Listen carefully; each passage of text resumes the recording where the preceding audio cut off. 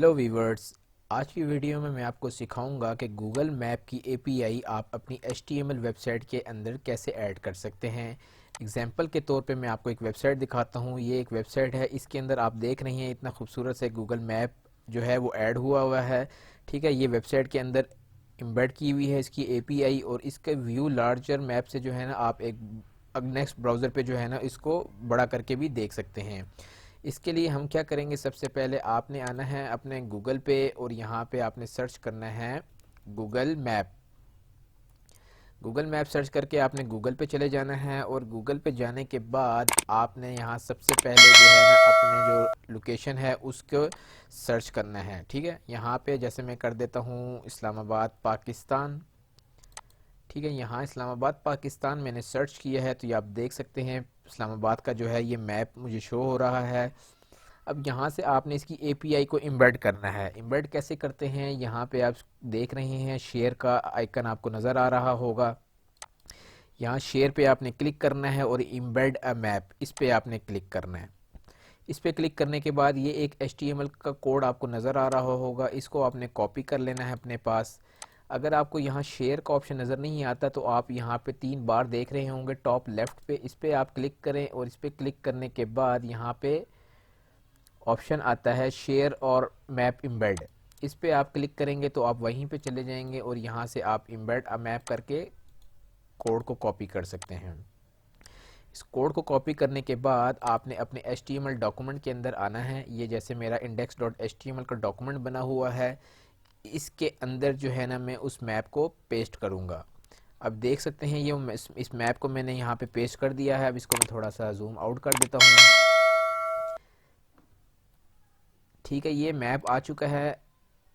इसने एक आई फ्रेम का टैग यूज़ किया हुआ है। ठीक है, उसके अंदर एक SRC लगा हुआ है जिसके अंदर ये एक ऑनलाइन एपीआई जो है ना ये कोड की सूरत में आपको नज़र आ रही होगी, ये इसने दे दी है हमें उस स्पेसिफिक लोकेशन की जो हम चाहते थे। अब इसको मैं सेव करके आपको पहले दिखाता हूँ ये बाय डिफ़ॉल्ट आपको नज़र कैसे आएगा। इसको मैंने सेव किया और यहाँ पे अब इसको पब्लिश किया, तो ये आप देख सकते हैं ये जूम ज़्यादा हुआ हुआ है, इसको मैं कम कर देता हूँ।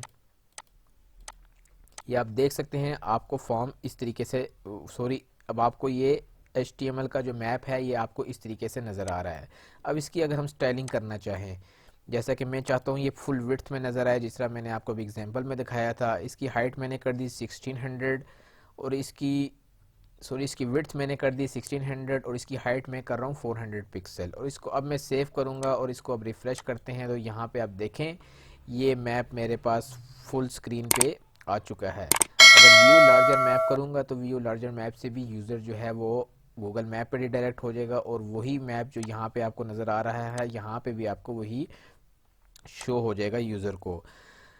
तो इसके अंदर आगे कोड भी मैं आपको समझा देता हूँ। विड्थ और हाइट तो आपको बता दी। ये स्टाइल नन से क्या होता है, ये स्टाइल का बॉर्डर जो है ना इसने ज़ीरो कर दिया। अगर इसको मैं यहाँ ख़त्म कर दूँ और उसको मैं अब सेव करूँ और आपको फ्रंट एंड पे दोबारा दिखाऊँ, तो ये देख सकते हैं अब आपको इसका बॉर्डर नज़र आ रहा है। ठीक है, अगर आप बॉर्डर रखना चाहते हैं आप रखें, नहीं तो बाय डिफ़ॉल्ट इसके साथ ये ज़ीरो आता है बॉर्डर को, तो आप यहाँ बॉर्डर को नन भी कर सकते हैं।